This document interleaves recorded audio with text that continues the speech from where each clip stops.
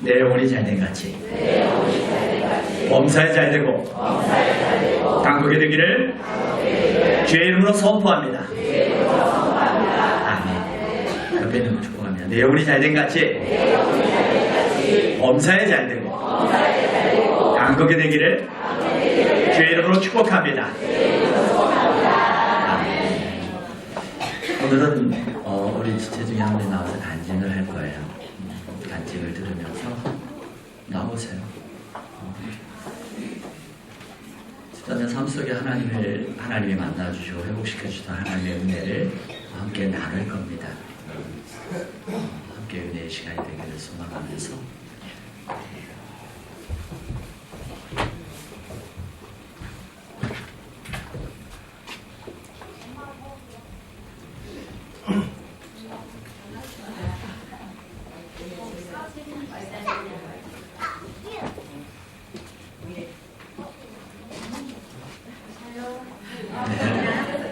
반갑습니다. 제가 오늘 사실 간증한 내용을 밴드에 올리기도 했었고 또 보이면서 나누기도 했고 해서 그리고 제가 지금 제 삶 가운데 하나님께서 개입하셔서 역사하고 계시는데 제가 어떤 이렇게 결과물을 딱 가지고 이렇게 서야지 생각하고 있었거든요. 근데 하나님께서 과정을 나누는 것이 은혜인 것 같다고 말씀하셔서 수고하는 마음을 이 자리에 섰고요. 제가 한 주간 간증을 드리고 준비하면서 하나님 뛰지 않게 해주시고 하나님 영광 받아주시고 그리고 제 간증이 지체들에게 은혜가 되고 기도이 되는 은혜가 있기를 기도했습니다. 다들 기도 제목이 다들 있으시지만 저가 하기 늘 갖고 있는 기도 제목이 있잖아요. 제가 말씀 중에 모든 태타가 지나간 후에 너희들이 엎드러지지 않고 두 발로 서 있게 하려 함이라는 말씀이 있어요. 근데 저는 그 말씀을 읽을 때 제 가슴이 뛰거든요. 정말 그렇게 흔들리지 않은 믿음을 갖고 싶은데 제 실제 믿음을 보면 너무나 많이 연약하고 흔들리고 이렇게 그냥 어떤 선택을 할 때 어떤 것이 옳은지 몰라서 늘 헤매고 기도하면서 근심하고 기도하면서 의심하고 늘 제가 바라는 믿음하고 실제 제 믿음하고 너무 차이가 커서 힘들었기 때문에 하나님 저에게 그냥 그 한 번을 경험하게 해주세요. 제가 그 한 번을 맛보고 싶은 거예요. 경험하고 싶었어요. 제가 볼 수 없는 그 너머 제가 이렇게 힐끔이라도 좋으니까 한 번 그거를 맛보게 해주세요. 누리고 싶었거든요. 그래서 제가 저를 견고하게 해주세요. 근데 제가 지난 몇 달을 지내면서 깨달은 게 이것이 고통 없이 되는 것은 아니었구나라는 생각이 들었어요. 제가 사실 한 6개월 전에 일터를 옮겼어요. 제가 정말 쫄보예요. 그래서 그냥 거리가 굉장히 멀어지고 리모델링 하는데 돈이 많이 들고 수혜배를 못 드릴 수도 있는 상황이 오고 그냥 제가 거기를 가기로 결정하는 그 자체가 제겐 정말 어마어마한 결단이었거든요. 제 깜냥에는 정말 어마어마한 결단이었는데 이게 하나님께서 저에게 주신 선물이라는 어떤 기대가 있어서 저질렀는데요. 사실은 가는 중간에 도중에 하나님께서 제 손을 잡아주시는데도 손을 잡아주시면 마음을 딱 놓고 가야 되는데 정말 벌벌벌 떨면서 갔어요. 하나님이 손을 잡아주시는데도 벌벌 떨면서 갔는데 한 석 달이 지나고 몇 달이 지나고 저는 처음에 어떻게 생각했냐면 인수를 받은 거였는데 하나님 이제 나한테 정말 내가 경작하지 않은 포도 근본을 나한테 주시나? 이렇게 생각하면서 정말 들뜨기도 했는데 너무 어려움들이 막 겹쳐오는 거예요. 어려움들이 겹쳐오고 그 일터뿐만이 아니라 가정에도 어려움들이 막 겹쳐오는 거예요. 그냥 오늘 일은 별일도 아닌 것 같은 일들이 계속 터지는 거예요. 그래서 제가 한 석 달, 넉 달 이쯤에는 내 고생이 정말 하나님 끝날 때도 되지 않았어요? 할 때쯤 됐는데 이 시기가 계속 길어지면서 5달 이렇게 접어드니까 제가 이제 지치기 시작했어요. 낙심됐고 하나님 원망하는 마음이 들기 시작했어요. 그래서 제가 하나님한테 정말 잘하는 말이 있거든요. 제가 바탕이 선하지 않아서 하나님 이게 뭐예요? 저 말씀 잘하거든요. 하나님 이게 뭐예요? 그래서 시작해서 나중에는 하나님 이렇게까지 하셔야 돼요. 그래서 하나님한테 따졌어요. 근데 제가 제 마음이 이렇게 정말 그 지경이 되기 전에 하나님께서 저에게 사실을 잡종 기도를 하게 하셨는데요. 하나님이 저한테 주신 은혜 중에 하나가 제가 영적으로 총체되거나 아니면 기도할 수 없는 상황이 오거나 그러면 그럴 때일수록 더 그냥 제 몸이라도 새벽지단에 드리는 그런 마음을 주신 거예요. 여기에 해결이 있다는 것은 알거든요. 알게 해주셨는데 제가 낙심된 마음으로 새벽기도를 오다 보니까 새벽기도 딱 기도 시작하면 엎드려요. 근데 기도 한마디 하지 않았어요. 기도가 나오지 않았고 한마디도 기도하지 않고 그냥 테이블 한 바퀴 돌아오면 30분이 지나가잖아요. 근데 30분이 지나고 1시간이 되어가는 시간 동안 그냥 미동도 하지 않고 엎드려 있다 그냥 가는 거예요. 근데 그러기를 정말 하루 이틀도 아니고 3주가 되어가도록 제가 그렇게 했어요. 진짜 못됐죠. 제가 참 못됐어요. 근데 상황이 전혀 나아지지 않았고 물질 압박, 관계 어려움 그게 제 숨통을 준 것 같아요. 그래서 저는 정말 나약해서 두려움이 저를 완전히 이렇게 사로잡는 데는 저는 정말 2, 3초면 되는 것 같아요. 제가 두려움 가운데 사로잡혀서 하나님이 주신 언약이 뭐고 나는 그냥 다 내려놓고 도망치고 싶다. 내가 여기서 정말 이제 주저앉는구나. 이 생각이 딱 드는 순간 정말 어리석게도 정말 그제서야 하나님을 찾게 되더라고요. 그래서 말도 없이 거기 있다가 조용히 불렀어요. 하나님을. 하나님, 상황이 이렇게 속가질 것 같으면 하나님 제 마음을 바꿔주세요. 제 마음이 지옥이에요. 제가 그랬어요. 하나님이 저에게 찾아와 주셔서 은혜를 부어주셨는데요. 제가 하나님이 어떤 분인지 잊고 있었는데 하나님이 어떤 분인지 생각나게 해주시고 또 그걸 믿어지는 은혜를 주셨어요. 그리고 제 마음을 딱 붙잡아 주시고 난 그 다음날 저에게 이미지를 보여주세요. 제 키보다 엄청 두세 배쯤 되는 높은 파도가 정말 저를 삼킬 듯이 양쪽에 기둥처럼 서 있는데 제가 흔들리지 않고 하나님을 바라보고 있는 거예요. 이 일을 제가 지나면서 제가 깨달은 것이 처음에는 제가 하나님 나에게 정말 물질의 축복을 주시는구나 이렇게 생각을 했는데 하나님은 물질을 통해서 나를 만나기를 원하셨다는 생각이 들었고 그리고 어떤 상황 가운데서도 주만 바라보기를 원하셨던 것 같아요. 그리고 저에게 그 한 번의 경험을 주셨어요. 제가 이 일을 지내면서 제가 생각한 것이 너무 감사해서 제 불평, 원망 모든 걸 다 들으셨을 때인데도 저한테 부어주신 은혜가 너무 감사해서 하나님에 대한 제 태도 하나님 이게 뭐예요? 저 그런 말 참 많이 하고 하나님 괜찮으세요? 하나님 저에게 주신 언약의 말씀 있는데 하나님 괜찮으세요? 저는 안 괜찮은데요? 저는 좀 이런 바탕이거든요. 그래서 제가 하나님에 대한 제 태도 바뀌어야 되겠다고 결단했고요. 그냥 내가 이렇게 마음을 닫고 하나님 밖에서 오래오래 기다리게 하는 그런 사람이 아니고 정말 영접하려고 준비된 자, 제가 나가서 모시는 자가 되고 싶고요. 말씀 중에 이런 말씀 있잖아요. 하나님께서 인생으로 하여 고생하게 하시고 근심하게 하시면 하나님의 본심이 아니시라는 말씀이 있잖아요. 그러니까 하나님 그 문제를 통해서 우리를 만나주기를 원하시는 것 같아요. 우리 이 사순절 기간 동안에 하나님 찾고 만나는 은혜 누리시는 우리 영신 공체분들 되기를 소원합니다. 감사합니다.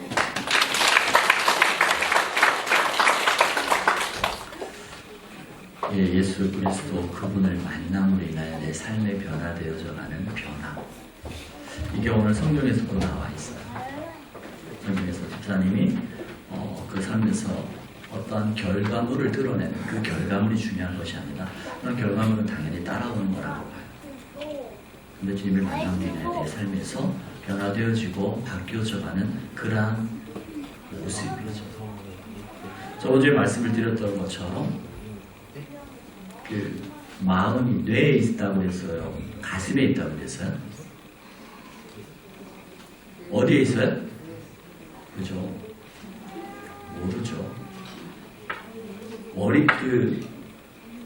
뇌에 있든지 가슴에 있든지 이게 중요한 것이 아니라 우리의 마음에 따라서 우리의 몸이 움직여지고 영향을 받는다는 것.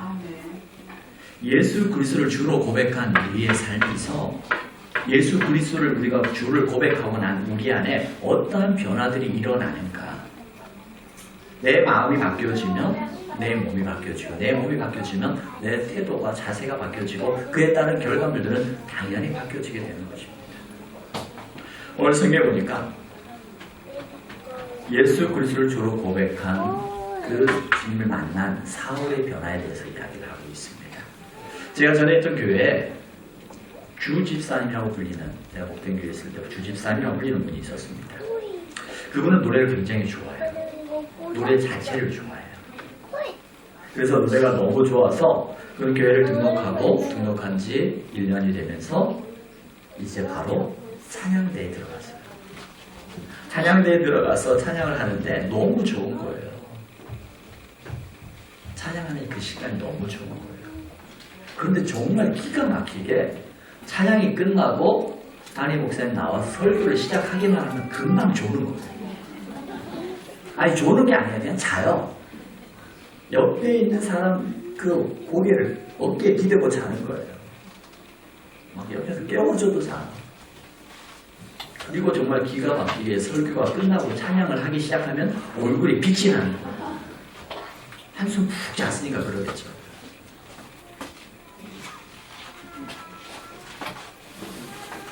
그 모습을 보면서 그분이 노래가 좋아서 찬양대를 썼지만 그분이 예수 그리스도를 고백한 그 이후에 신분의 변화가 일어났지만 그의 삶에서 꾸준하게 지속적으로 주님을 만남으로 일어난 그러한 변화들이 일어날까요? 안 일어날까요? 안 일어날 것 같아요.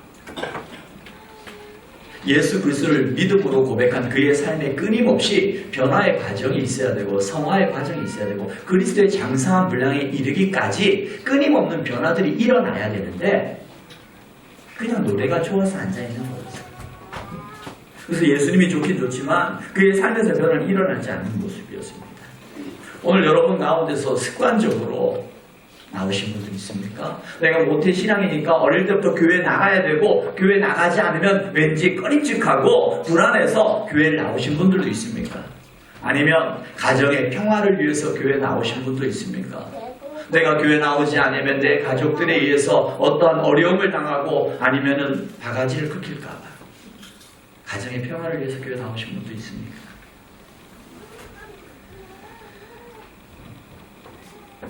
예수 그리스도를 만나야 합니다. 예수 그리스도를 만나게 되어지면 변화가 일어나요. 체험을 하게 되어지면 어떠한 변화들이 일어나냐면요. 오늘 20절의 말씀을 보십시오. 우리가 읽었던 그 위에 20절 말씀. 사울이 예수님을 믿는 사람들을 잡기 위해서 예루살렘에서 다메섹이라는 오늘날 시리아의 다메스쿠스라는 그 엄청난 몇백 킬로 거리는 그 먼 거리를 예수 믿는 사람을 잡아 죽이고자 떠났던 사울이었습니다. 그 사울이 다메섹 도상에서 예수님을 만나게 되어지고 예수님을 만난 그의 삶에 어떤 변화들이 일어났습니까? 20절 말씀을 함께 같이 읽어보겠습니다. 사도행전 9장 20절 함께 읽습니다. 시작.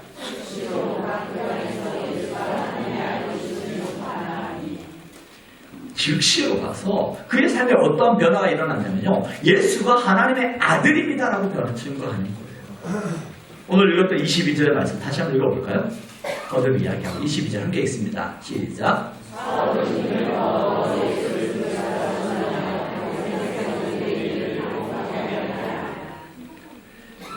사울이 다메섹 도상에서 예수를 만남으로 인하여서 그의 삶에 어떤 변화가 일어났냐면 그의 삶의 주제는 그의 대화의 주제는 그의 삶의 모든 주제가 뭘로 바뀌었어요? 예수님으로 바뀌었어요. 예수님을 증언하는 일에 자기의 삶이 바뀌어진 것이었습니다. 그리고 이 사울이 나중에 훗날 예수님을 인하여서 바울이라는 이름을 받게 되었죠. 바울이라고 불려지죠. 그 바울로 불려진 그 이름이 기록된 그가 성경 13권인데 그것에 모든 곳의 주제는 예수님은 하나님이십니다. 예수님은 하나님의 아들이십니다. 예수는 그리스도이십니다. 예수는 우리의 주님이십니다. 예수는 우리를 위해 십자가에 돌아가시고 3일 만에 부활하신 살아계신 하나님의 아들입니다. 라는 이와 같은 주제들이 그가 기록한 성경에 보면 다 그렇게 오직 주제가 하나예요. 예수 그리스도였습니다. 예수를 주로 고백한 이후에 어떤 변화들이 있냐? 그의 이성의 지식의 변화가 생겼습니다. 어떤 지식의 변화입니까? 구원받은 이후에 예수 그리스도에 대한 지식적 변화가 생겼다는 거예요. 우리가 흔히 세상에서 4대 성인을 이야기하면 누구를 이야기합니까? 예수님과 석가모니와 그리고 공자와 소크라테스를 이야기합니다. 많은 사람들이 예수님을 이와 같이 위대한 성인 중에 한 사람으로 보는 사람들이 있어요. 훌륭한 사람, 우리에게 인격적으로 도움이 되어주고 윤리적인 지표를 이루어가는 그러한 같은 사람들.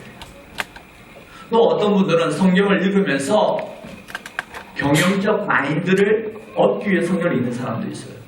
인문학적 관점에서 성경을 읽는 사람도 있습니다. 철학적 관점에서, 윤리학적 관점에서 성경을 읽어 나가는 사람들이 있어요.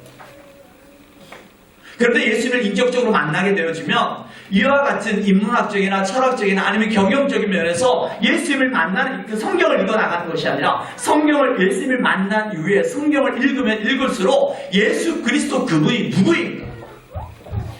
예수님께서 이 땅에 오셔서 그분이 나에게 행했던 그 일들이 무엇인가? 성경이 하나님께서 우리를 향한 사랑의 편지라고 이야기하는데 구체적으로 하나님께서 나를 어떻게 사랑하셨는가에 대한 그 사랑의 기록들이 성경에 어떻게 기록되어져 있는가? 성경을 읽어나가면서 실제적으로 다가오는 거예요. 그 전에는 예수님은 나하고 너무나 먼 그저 인격적이고 윤리적이고 나의 삶에 있어서 그저 바른 길로 인도하는 그런 윤리 선생님으로만 여겼습니다. 윤리를 뛰어넘은 내 영혼의 문제, 내 삶의 전인적인 모든 문제를 간섭하시는 그 예수 그리스도에 대한 고백이 이어져 나온다는 거예요. 여러분의 이런 변화들이 있습니까? 구원받은 이후에 우리가 예수님을 체험한 이후에 내 삶에서 예수님을 그리스도라고 증언하며 예수님은 나의 주입니다라고 고백하며 내 삶에 이와 같은 이성적인 변화들이 일어난 적이 있습니까? 일어나야 됩니다. 일어나게 되어 있습니다. 그 일반적인 예로 우리가 예수를 그리스도로 고백하는 것, 주님은 나의 아버지가 되십니다. 이런 고백하는 건 쉽지 않은 일입니다. 예수를 믿지 않는 사람들에게 예수님 하나님 나의 아버지입니다라고 고백하라고 해보죠. 절대 못합니다. 성경에서도 예수를 주로 고백할 수 있는 것은 내가 하는 것이 아니요 내 안에 성령께서 계셔서 나로 하여금 예수를 주로 고백하게 하신다고 말씀하십니다. 이와 같은 지식적인 변화들이 일어나게 됩니다. 그러면서 예수를 그리스도로 고백하는 지식적 변화가 일어나면서 내 삶에서 관계적인 변화들이 일어나게 되어집니다.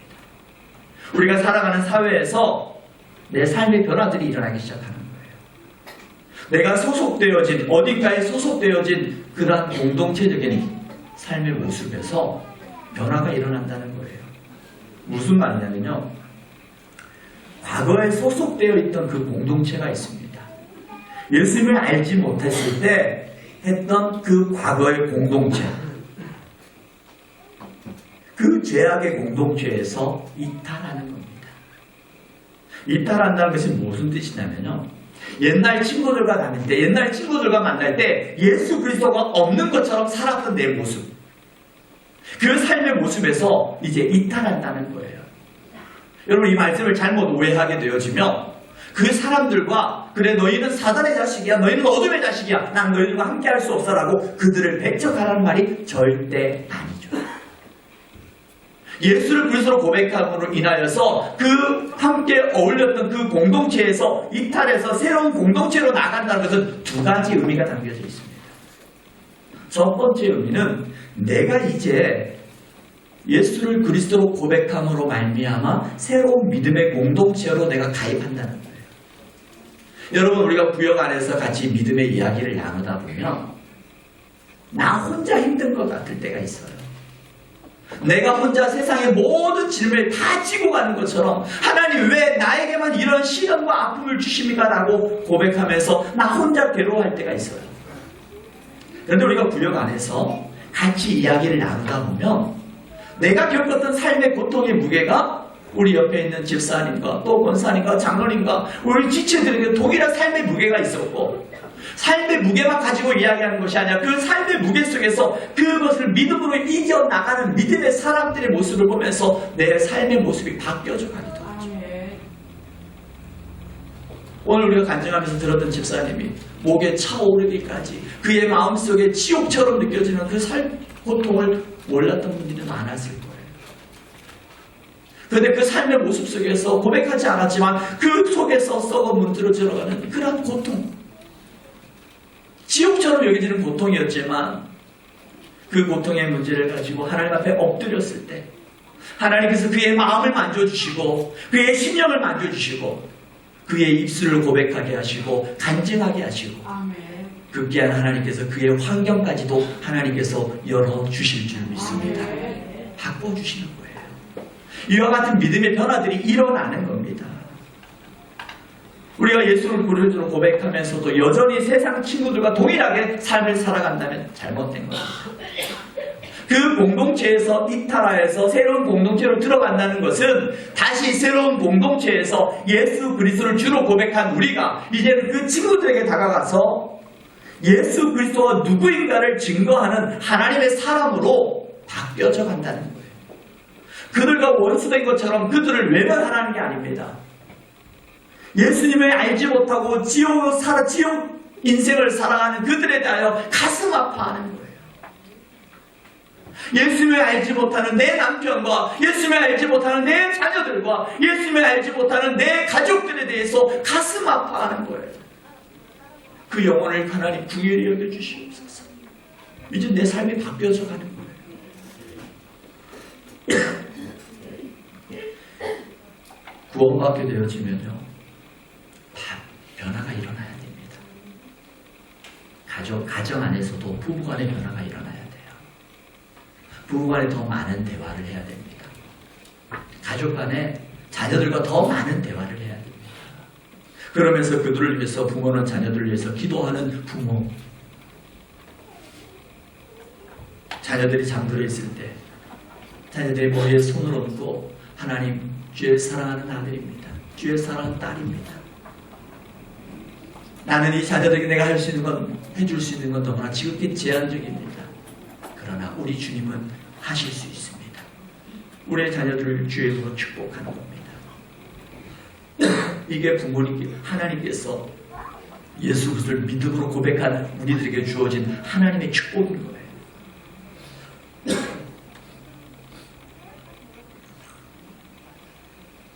예수를 믿은 후 우리들에게는 이와 같은 변화들이 일어나는 거예요. 관계적인 변화들이 일어나는 거예요. 구체적으로.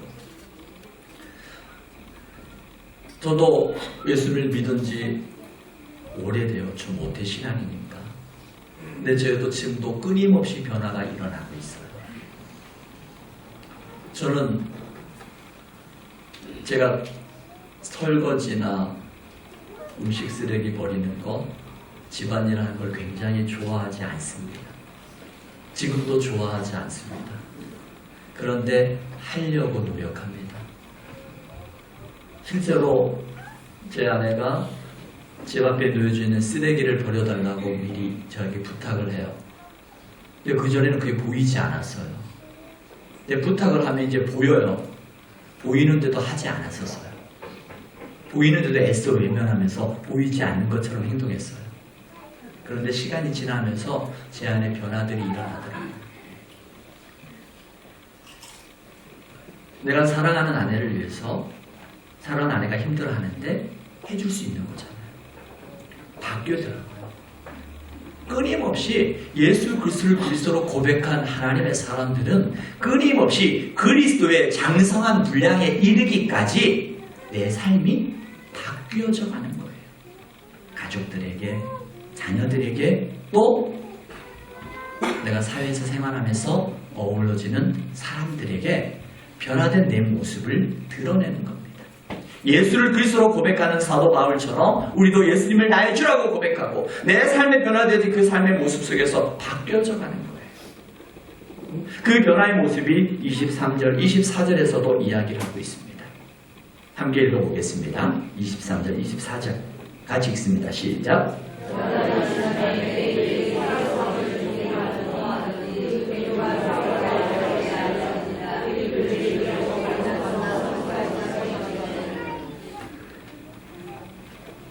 이 사울은요, 성경에 보면 유대인 중에 유대인이라고 했어요.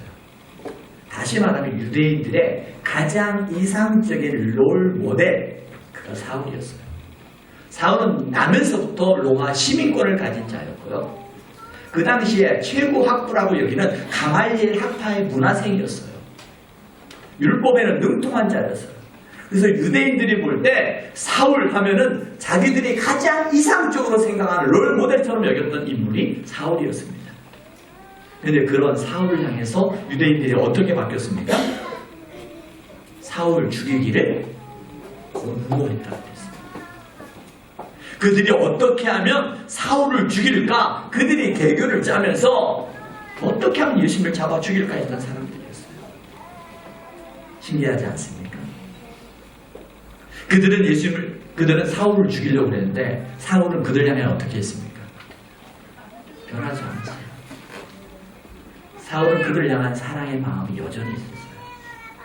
그 사랑의 표현이 달라졌어요. 예수님을 알지 못하는 유대인들을 향한 그들에게 주의 복음을 증거하려고 하는 사랑의 모습이 바뀌어졌습니다. 자기와 어울렸던 그 사람들, 근데 그들이 바뀌었어요. 자기를 대적하고 죽이려 온 사람으로 바뀌었습니다.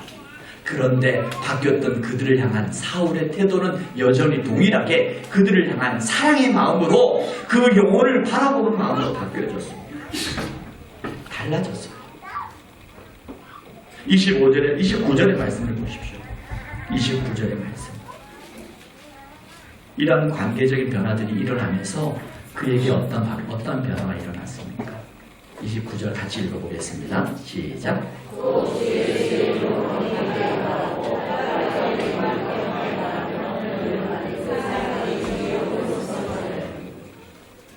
사울은 그들에게도 다가가서 헬라파 유대인들은 두 종류가 있습니다. 히브리적 유대인과 헬라파 유대인이 있어요. 히브리적 유대인은 그 이스라엘 땅에서 살면서 전통적인 유대인들이고요. 헬라파 유대인들은 이스라엘이 바벨론의 포로로 인하여 흩어져 있다가 그들을 끌려갔다가 그곳에서 생활하는 사람들. 그들을 헬라파 유대인이라고 해요. 이 사울은 헬라파 유대인이었습니다. 그에게 있어서 이제 예수가 그리스도임을 변론하면서 그의 삶의 기준, 가치가 바뀌어졌습니다. 구원받은 이후에 가치가 바뀌었다는 거예요. 구원받은 이후에 내 삶의 목적이 바뀌었다는 거예요. 예수를 그리스도로 고백한 이후에 그 삶의 모습이 바뀌어지는 겁니다. 우리가 오늘 장례식 우리 교우들 가운데서도 세상에서는 장례식장이나 결혼식이나 경조사를 이야기하기를 품앗이라고 이야기합니다. 그가 나에게 왔으니까 내가 갑니다. 맞아요. 그런데 우리가 믿음 안에서는 그가 나에게 왔으니까 내가 가는 게 아닙니다. 우리가 믿음이 성숙하게 되어지면 그 가치가 나에게 오고 가고 돈이 오고 가고 얼마 있는가 돈의 관점이 아니라 내가 그에게 갔을 때 내가 그에게 유문함으로 말미암아 하나님의 사랑을 느낄 수 있다면 내가 그가 슬퍼하는 데 가서 함께 위로함으로 그 영혼이 하나님 앞에 위로받을 수 있다면 그 영혼을 생각하는 마음으로 바뀌어지는 거예요.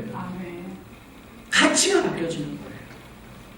돈에서부터 다시 영혼으로 바뀌어지는 겁니다. 내가 찾아가서 그에게 위로가 되어진다면 그에게 찾아가는 겁니다. 신방도 마찬가지입니다. 힘들고 어려워하는 이들에게 내가 다가가서 그에게 위로할 수 있다면 내가 그에게 찾아가서 그가 소망을 가지고 일어날 수 있다면 다가가는 거예요. 본에서 영혼으로 바뀌어져 가는 겁니다.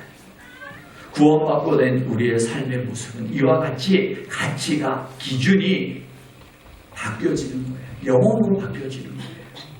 영혼으로. 또한 구원받은 우리의 삶의 모습은 나에서부터 교회로, 그리스도의 피로 값주고 산 교회로 바뀌어집니다.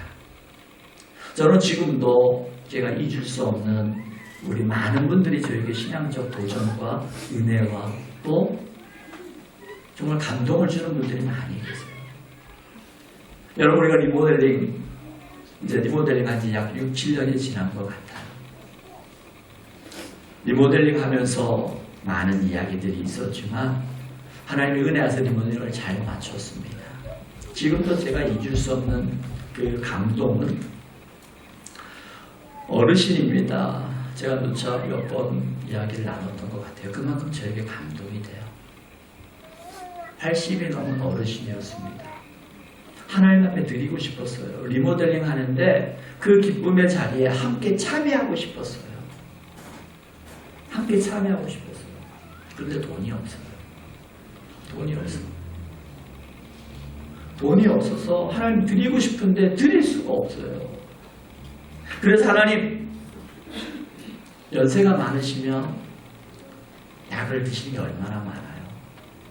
그분이 약값을 줄였어요.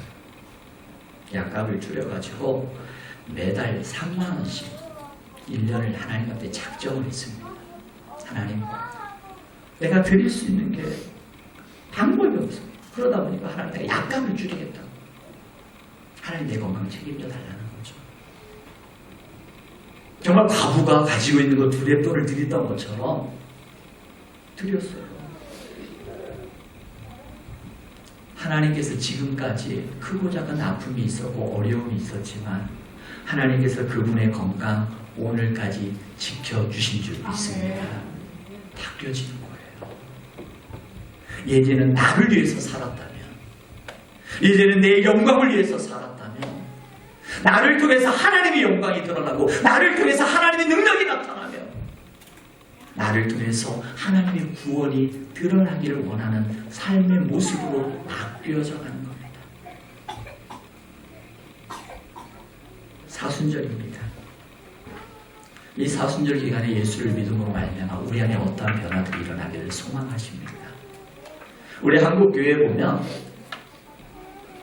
그 초대교회 때 보면 그 평양 깡패 김익두 목사님이라고 하실 거예요. 그가 흔히 말할 때 그가 그 평양 시장에 뜨게 되어지면 오죽하면 가게 문을 닫을 정도로 정말 평양 시내에 알아주는 주목이었어요. 그런데 그가 예수님을 만났어요. 인격적으로 예수님을 만났어요. 인격으로 예수님을 만난 이후에 그의 삶의 변화가 어떻게 일어납니까? 그가 동네 사람들에게 부고장을 날렸어요. 김익두가 죽었습니다. 그 부고장을 받은 사람들 평양 시내에 잔치가 일어났어요. 김익두가 죽었다. 이제 우리는 살았다. 그런데 어느 날 죽었다는 김익두가 버젓이 평양 시내를 지나가는 거예요. 사람들의 마음이 어떨 것 같아요? 어떤 일이 일어날지 모르는 두려움. 김익두가 죽었다는 부고장을 받았을 때 좋아했던 그 모습이 들릴까봐 두려움에 가슴이 쿵탕합니다. 그때 지나가는 김익두를 모르고 어느 가게 앞에서 물을 버리다가 그 물이 김익두의 몸에 그대로 젖어버린 거예요. 얼마나 두려웠는지 그 사람이 그 자리에 주저앉아서 제발 살려달라고 못 보고 그랬다. 미안하다. 그때 김익두가 했던 일화가 있어요. 뭐라고 했을까요? 예수님 때문에 감사하다. 옛날에 김익두는 예수님으로 인하여 죽었고 내 안에 사는 이는 예수 그리스도라고 바뀌었어요. 변화가 되어집니다. 우리가 예수를 믿고 10년, 20년, 30년, 40년, 50년 내 마음으로 변화가 일어나려고 하면 안 돼요. 내가 노력하고 하면 할수록 힘들고 버겁게 느껴집니다.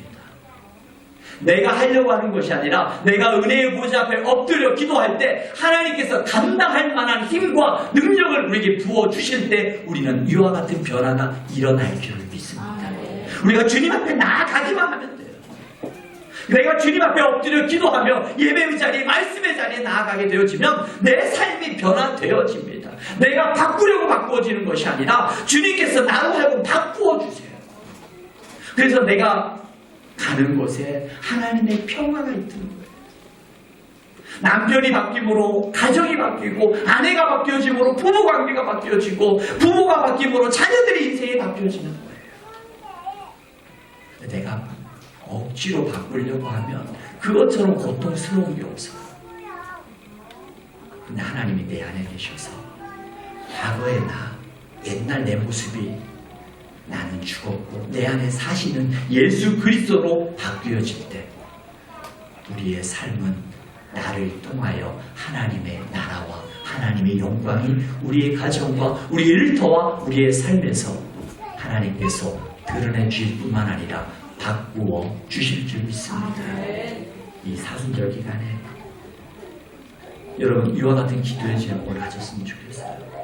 하나님, 내가 예수를 인격적으로 만남으로 내 삶에 이와 같은 구체적 변화들이 일어나기를 소망합니다.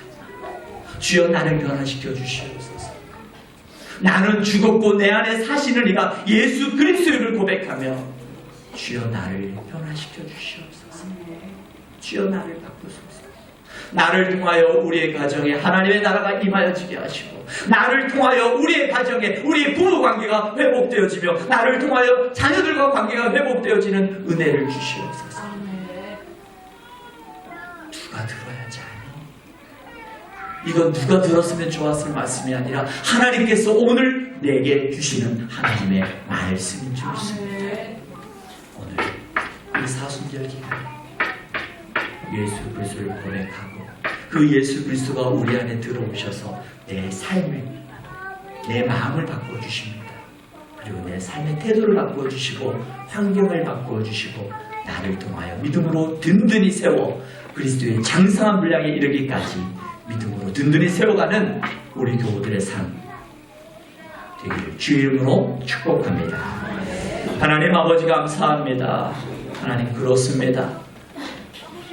예수 그리스도를 주로 고백한 우리들의 삶의 모습 속에 구체적인 변화들이 일어나게 하시고 나의 의지가 아니라 성령께서 감당할 만한 능력을 주시고 부어주시는 은혜를 통하여 내 입술이 바뀌어지며 내 삶의 태도가 바뀌어지며 내 삶의 자세가 바뀌어지고 나를 통한 하나님의 나라가 구체적으로 증거되어지는 귀한 은혜가 이 사순절을 통하여 경험하게 하여 주시옵소서. 감사드리며 예수 그리스도 이름으로 기도하옵나이다.